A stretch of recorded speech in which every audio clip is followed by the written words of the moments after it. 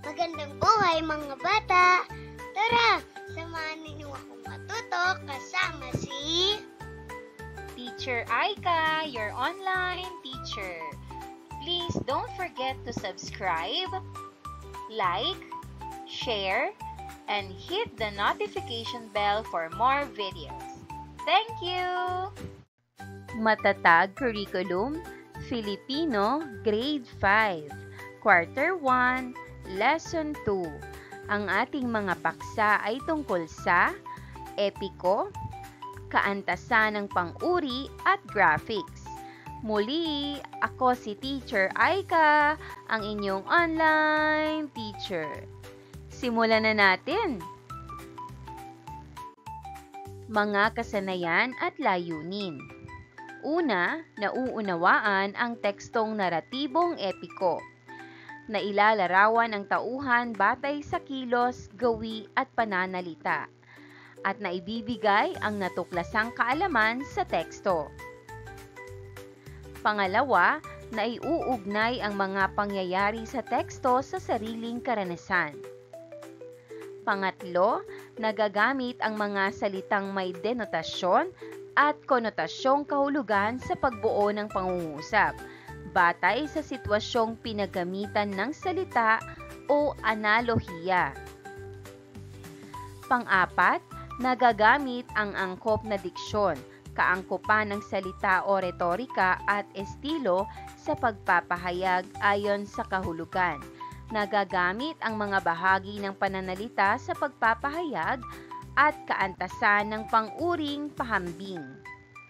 At panglima, natutukoy ang mga elemento ng multimedia, graphics o drawing. Unang araw. Magkaroon muna tayo ng isang munting balik-aral. Epigram, pag-alala sa epikong Pilipino. Mapa ng epiko. Bumuo ng 4 na miyembro sa bawat pangkat at buuin ang acrostic na A, B, K at D. Magbigay ng isang salita o parirala na maaaring maiugnay sa epiko. Tingnan ang halimbawa. A. Adventura. B. Bayani. K. Kahusayan.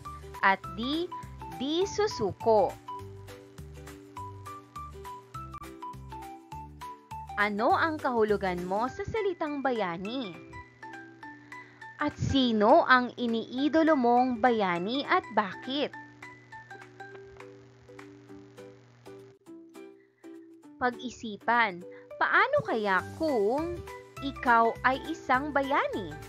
Ano ang katangian na gusto mong taglayin?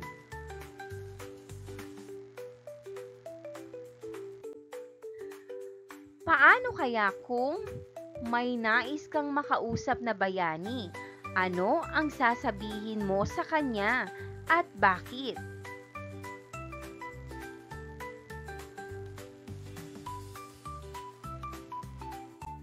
Ano ang analohiya?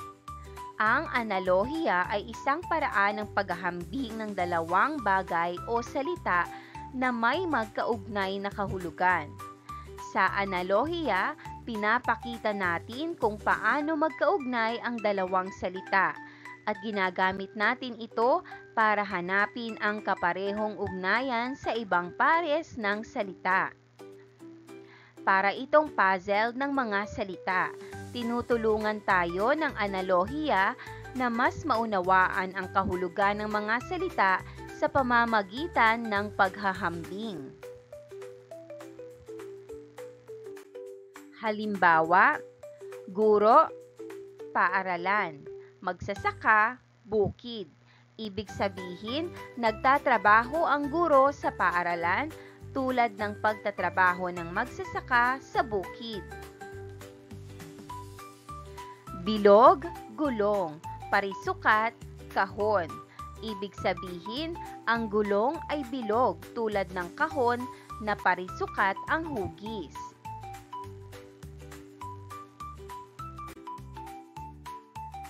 Subukan mong sagutin ang analohiya na ito. Makisig, gwapo, malakas, patlang. Pangalawa, marikit, maganda, dalaga, patlang.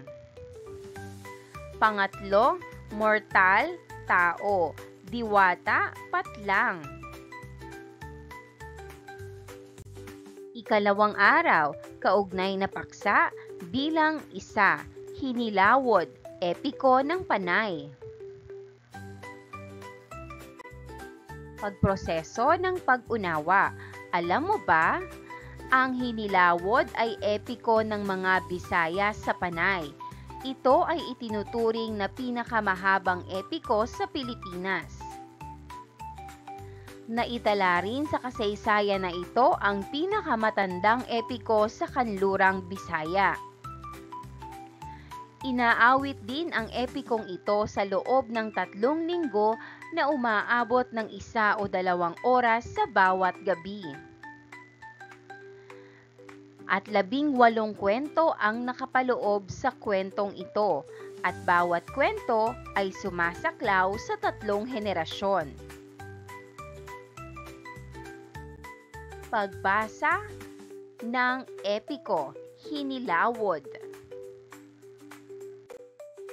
Pinagmulan ng hinilawod. Si Labaw Donggon ay isa sa 3 anak ni Naabyang Alonsina, isang diwata, at Dato Buyong Paubari, isang immortal. Mayroon siyang 2 kapatid na sina Humadapnon at Dumalapdap. Isinagawa ang isang ritual sa tulong ng pari upang bigyan ng mabuting kalusugan ang 3 sanggol. Pagkatapos ng ritual, ang 3 ay agad na naging malalakas at makikisig na binata. Basahin na natin ang buod ng hinilawod. Pagkapanganak pa lamang ay naghahanap na agad ng mapapangasawa si Labaw Donggon. Kilala siya bilang mahilig sa magagandang babae. Una niyang pinakasalan si Abyang Ginbitinan matapos niyang mapatay ang halimaw na humarang sa kanya. Pagkatapos ng kasal, umuwi sila sa bayan ni Labaw Donggon. Ang ikalawa niyang asawa ay si Anggoy Doronoon. At ang ikatlo ay si Malitong Yawa Sinagmaling, na asawa ng makapangyarihang si Ragnayan, ang tagapag-alaga ng araw. Sa paghahangad na mapangasawa si Malitong Yawa, nakipaglaban si Labaw Donggon kay Saragnayan. Ngunit dahil may agimat si Saragnayan, natalo siya ni Labaw Donggon at ikinulong ito sa silong ng bahay sa kulungan ng baboy. Nagkaanak naman sina Abyang Ginbitinan at Anggoy Doronoon ng 2 anak na lalaki, sina Asu Mangga at Buyong Baranugan. Hinanap nila ang kanilang amang si Labaw Donggon. Nakaharap nila si Saragnayan at buong tapang na lumaban, ngunit hindi nila ito matalo. Bumalik si Buyong Baranugan sa kanyang lola na si Abyang Alonsina at humingi ng tulong. Ibinunyag ni Alonsina na ang kapangyarihan ni Saragnayan ay nakatago sa isang baboy ramo. Sa tulong ng kanilang anting-anting, natagpuan at napatay ng magkapatid ang baboy ramo. Nang hina si Saragnayan at napatay siya ni Buyong Baranugan gamit ang palaso. Pinalaya nila si Labaw Donggon at pinaliguan, ngunit nagtago ito sa loob ng lambat. Natagpuan siya ng kanyang mga kapatid na sina Humadapnon at Dumalapdap, ngunit hindi na siya kagaya ng dati. Nawala na siya ng kakisigan, halos bingi na at naging matatakutin dahil sa tagal ng pagkakabilanggo. Tinulungan siya nina Abiyang ginbitinan at Anggoy doronoon hanggang sa gumaling siya.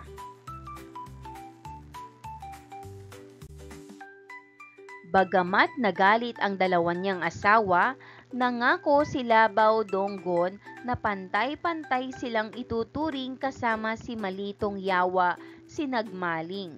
Sa huli, naibalik ang katahimikan at kasiyahan sa kanilang pamilya.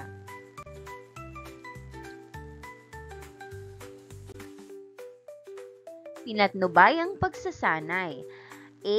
Magbigay ng isa o dalawang salita upang ilarawan ang tauhan batay sa kanilang kilos o pagsasalita. Number 1, Labaw Donggon. Number 2, Humadapnon. 3, Dumalapdap. 4, Malitong Yawa Sinagmaling. 5, Saragnayan. Narito ang maaaring sagot. 1. Labaw Donggon, mapangahas, babaero.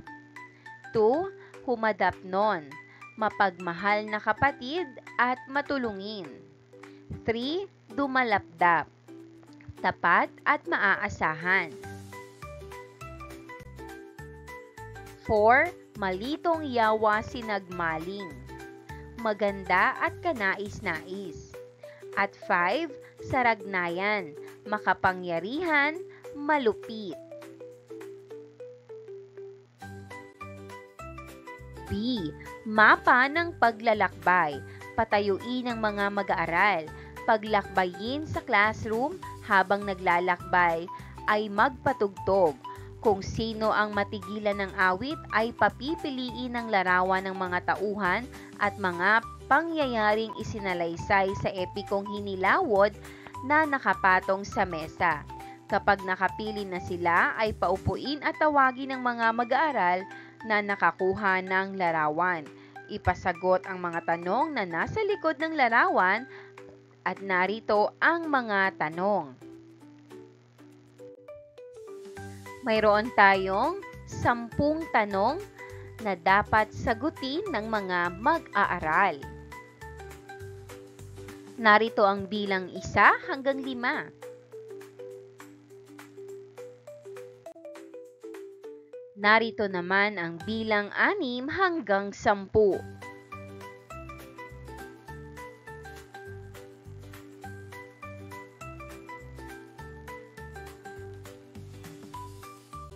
Sagutin natin.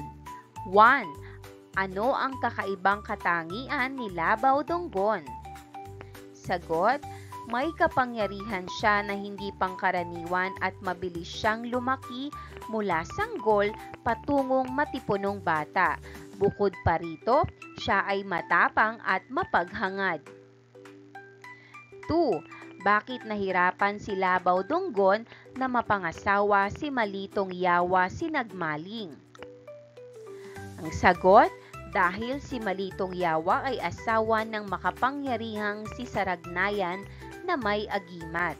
Kaya, kinailangan pa niyang makipaglaban upang makuha ito. 3. Paano natalo ni Saragnayan si Labaw Donggon? Sagot, natalo niya si Labaw Donggon sa isang mahaba at matinding labanan dahil sa kanyang agimat at lakas. Pagkatapos ay ikinulong niya si Labaw sa silong ng kanyang bahay. 4. Paano nailigtas ng mga anak ni Labaw Donggon na sina Aso Manga at Buyong Baranugan ang kanilang ama? Ang sagot, hinamon nila si Saragnayan at matapos malaman ang lihim ng kanyang kapangyarihan mula kay Abiyang Alonsina, pinatay nila ang baboy ramo na pinagmumula ng lakas ni Saragnayan, kaya't napahina ito at napatay nila. 5. Paano natalo ni Buyong Baranugan si Saragnayan? Ang sagot, gamit ang palaso, Pinatay niya si Saragnayan matapos nitong humina nang mapatay ang baboy ramo kung saan nakatago ang kanyang hininga o lakas. 6. Kung ikaw ang isa sa mga kapatid ni Labaw Donggon, ano ang mararamdaman mo sa nakita mong kalagayan niya? Ang sagot, makakaramdam ako ng awa at lungkot dahil ang dating makisig at matapang kong kapatid ay naging mahina, matatakutin at halos bingi na dahil sa matagal na pagkakabilanggo. 7. Ano ang masasabi mo sa mga katangian ng tatlong asawa ni Labaw Donggon? Ang sagot, sila ay matyaga, mapagmalasakit at may kakayahang magmahal ng tapat.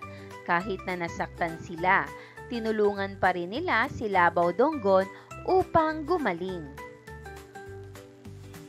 8. Papayag ka rin bang alagaan si Labaw Donggon ng mga asawa niya? Bakit? Sagot, oo, dahil bilang asawa nila, tungkulin nilang alagaan at tulungan siya lalo na sa oras ng kahinaan. Ipinapakita nito ang tunay na diwa ng pagmamahalan at pagtanggap. 9. Kung ikaw ang maglalagay ng wakas ng epiko, pareho pa rin ba ang gagawin mong wakas o iibahin mo? Ipaliwanag. Ang sagot, maaaring baguhin ko ang wakas upang matutong lumagay sa tahimik si Labaw Donggon at matutong igalang ang kanyang mga asawa sa halip na humanap pa ng iba para mas may aral at pag-unlad sa karakter niya. 10. Ano ang aral na napulot mo sa epiko? Sagot, ang tunay na lakas ay hindi lamang nasusukat sa tapang kundi sa pagiging tapat, matyaga at marunong tumanggap ng pagkatalo. Mahalaga rin ang pamilya at ang pagkakaisa upang malampasan ang mga pagsubok sa buhay. Ikatlong araw. Sampayan ng kaalaman. Gumupit ng larawan ng mga bayani ang guro. Isabit ito sa silid-aralan na parang sampayan. Papiliin ang mga mag-aaral kung sino ang nais nilang bayani. Narito ang mga gabay na tanong na sasagutin ng mga mag-aaral. Narito ang mga gabay na tanong. 1. Sino ang pinili mong bayani? 2. Bakit siya ang pinili mong bayani? 3. Ano-anong katangian ng bayani ang nais mo?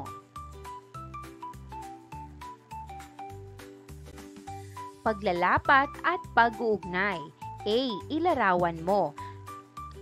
Ilarawan ang tauhan na nakasaad batay sa mga pahayag nila. Isulat ang sagot sa patlang. Unang kolum, tauhan. Pangalawang kolum, kilos o pangyayari. At pangatlong kolum, paglalarawan. Una, Labaw Donggon.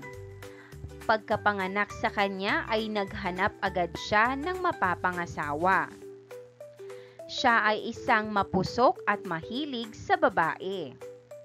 Pangalawa, Saragnayan. Ibinilanggo niya si Labaw Donggon sa kulungan ng baboy sa silong ng bahay niya. Siya ay isang malupit at mapang-api. Pangatlo, Buyong Baranugan. Natuklasan niya ang lihim ng kapangyarihan ni Saragnayan kaya napatay niya ito. Siya ay isang matalino at matapang. Pang-apat, Abyang Ginbitinan at Anggoy Doronoon. Pinawalan ng magkapatid si Labaw Donggon at pinaliguan. Sila ay mapagmalasakit at mapagmahal. B. Mapa ng paglikha. Bumuo ng 10 miyembro sa bawat pangkat. Sa bawat kahon, gumawa ng sariling kwento ng epiko. Isaalang-alang ang kakaibang katangian ng bida sa kwento. Gumuhit sa bawat kahon at sulatan ito ng mga pangyayari sa lilikhaing kwento. Kulayan ito, pagkatapos ay ilahad sa klase.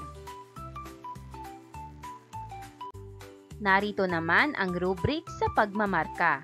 Criteria, pagkamalikhain, organisasyon at kaangkupan. 5 puntos ang pinakamataas, 2 puntos naman ang pinakamababa. Ika-4 na araw, kaugnay na paksa, bilang 2, pang-uring pamilang, pahambing. Basahin ang mga pangungusap mula sa epikong Hinilawod. 1. Sina Humadapnon at Dumalapdap ay makikisig na magkakapatid. 2. Mas makisig si Dumalapdap kaysa kay Humadapnon.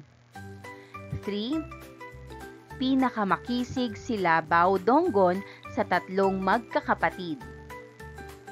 Ang mga salitang may salungguhit ay makikisig, mas makisig at pinakamakisig. Pagproseso ng pag-unawa, sagutin ang mga sumusunod na tanong. Narito ang 5 katanungan na dapat ninyong sagutan.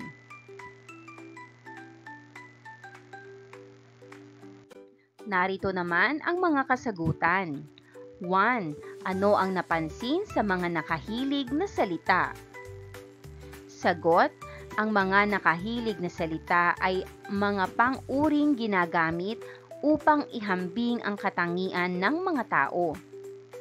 2. Ano ang tawag sa mga paglalarawang ito? Sagot, ang mga ito ay tinatawag na pang-uring pahambing. 3.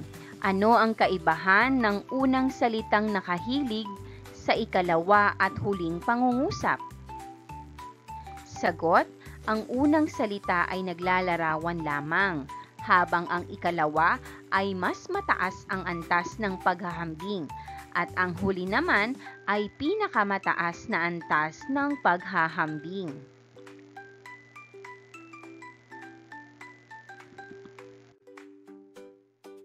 4. Anong uri ng paghahambing ang napansin mo? Sagot, mayroong paghahambing na lantay, pahambing, at pasukdol. 5. Paano nagkakaiba ang mga ito? Sagot, lantay, karaniwang paglalarawan lamang, halimbawa, makikisig. Pahambing o palamang, naghahambing ng 2 bagay o tao, halimbawa, mas makisig. Pasukdol, tumutukoy sa higit na 2 at may pinakamataas na katangian, halimbawa, pinakamakisig.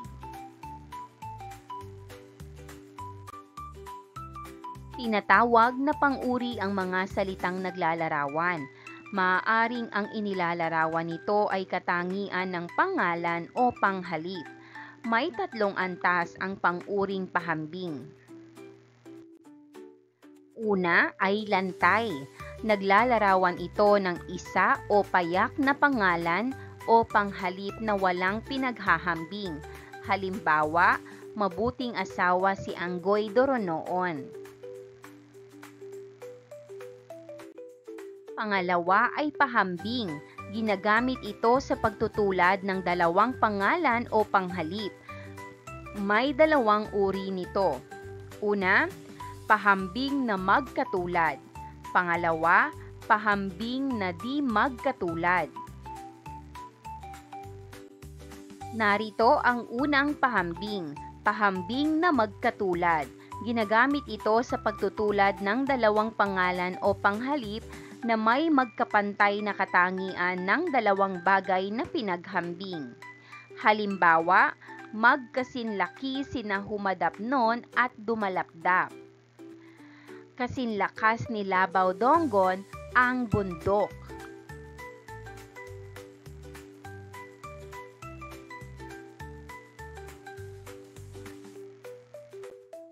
Narito ang ikalawang uri ng pahambing, pahambing na di magkatulad. Pinaghahambing nito ang di magkapantay o di patas na paghahambing. Maaari itong maghambing ng pagkakait, pagtanggi o pagsalungat ng dalawang bagay na pinaghahambing. Halimbawa, di masyadong makisig si humadapnon kumpara kay dumalapdap. At mas malakas ang kapangyarihan ni Saragnayan kaysa kay Labaw Donggon kaya natalo niya ito. Pangatlo ay ang pasukdol. Ito ang uri ng paghahambing na namumukod o nangingibabaw sa lahat ng pinaghahambing. Maaari itong negatibo o positibo. Masidhi ang paglalarawan dito kaya maaaring gumamit ng mga salitang sobra, ubod, pinaka, tunay, talaga, saksakan at kung minsay pag-uulit ng pang-uri. Mga halimbawa, ang bait-bait na asawa ni Abyang Ginbitinan at lubos ang kapangyarihan ni Saragnayan.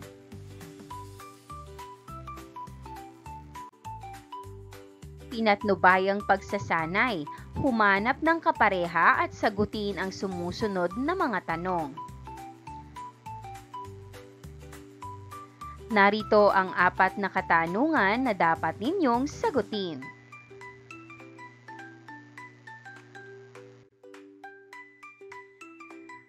Sagutan natin.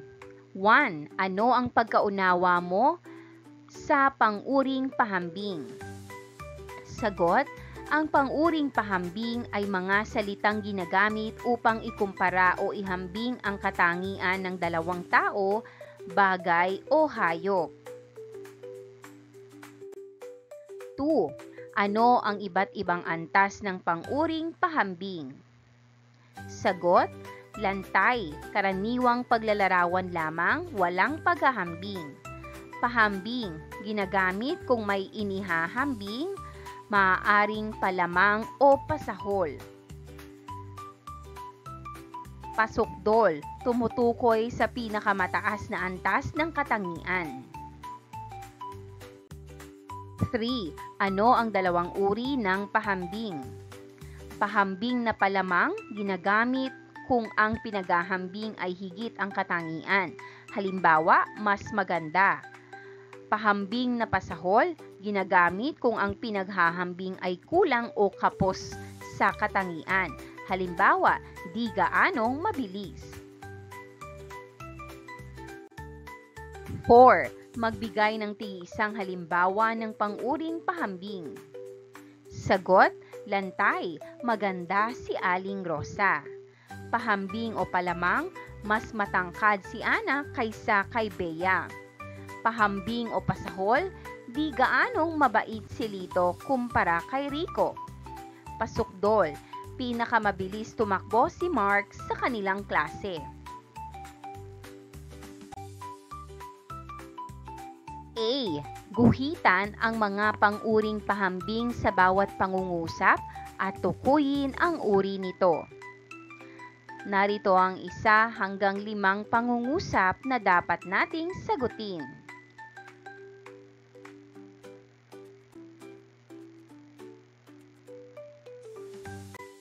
Narito naman ang susing sagot. 1. Napakakisig, pasukdol. 2. Walang pang-uring pahambing. 3. Magandang, lantay.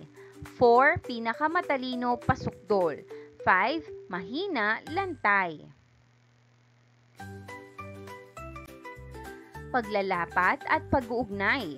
A. Sumulat ng 5 pangungusap na may pang-uring pahambing gamit ang mga pang-uring nakasaad bilang gabay. 1. Malakas. 2. Mas makapangyarihan. 3. Pinakamakisig. 4. Magkasing ganda. 5. Mahina. Narito naman ang mga halimbawang sagot. 1. Lantay, malakas si Humadapnon kahit hindi pa siya bihasa sa pakikipaglaban. 2. Pahambing na di magkatulad.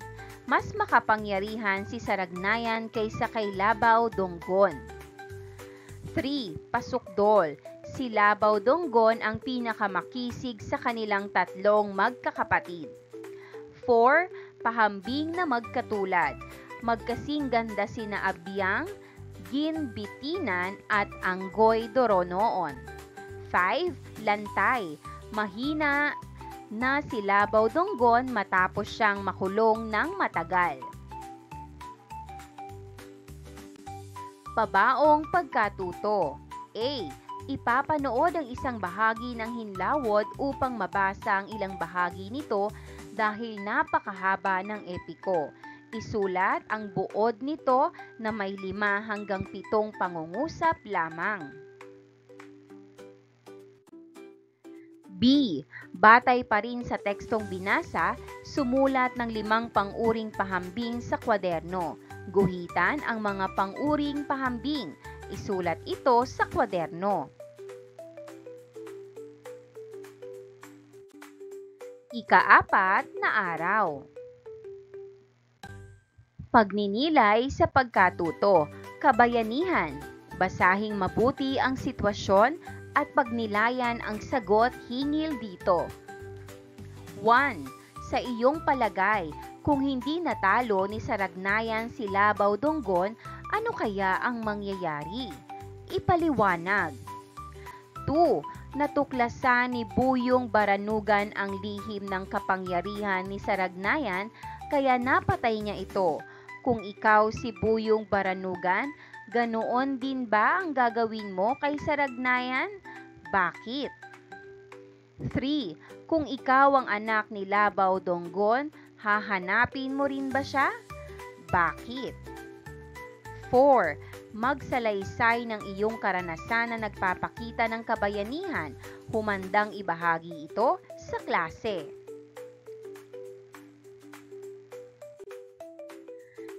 Pabaong pagkatuto. A.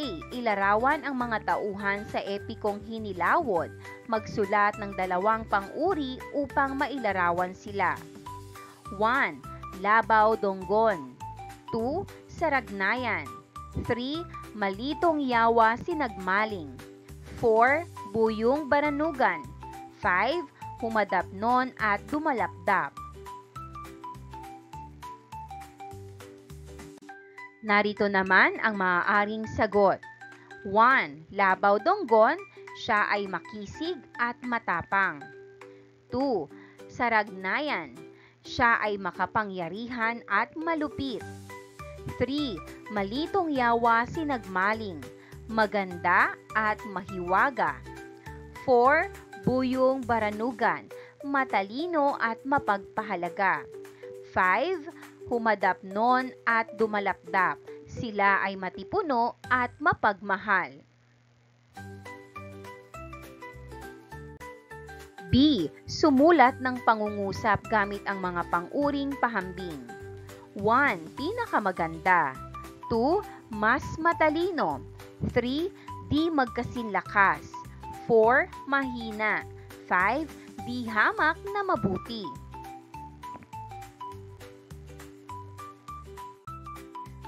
Narito ang mga halimbawang sagot. 1.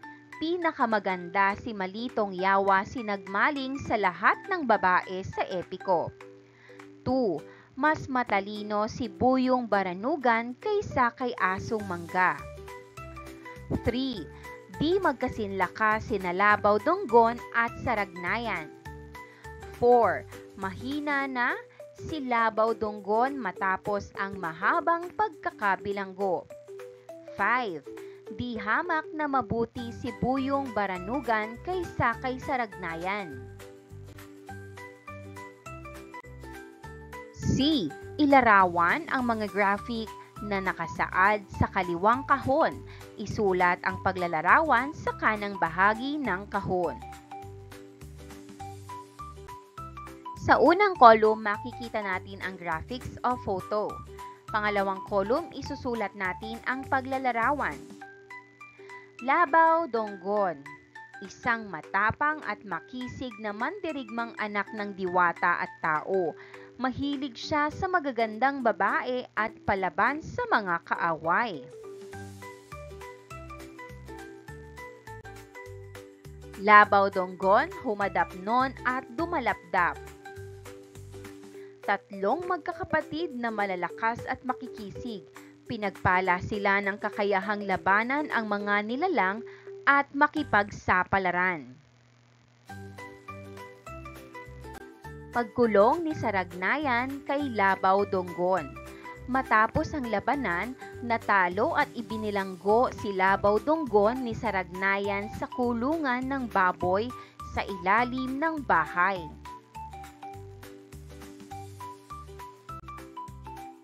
Paghahanap ng magkapatid na sina Asu Mangga at Buyong Baranugan. Pinatunayan ng magkapatid ang kanilang tapang at katalinuhan sa pagliligtas sa ama nilang si Labaw Donggon mula kay Saragnayan.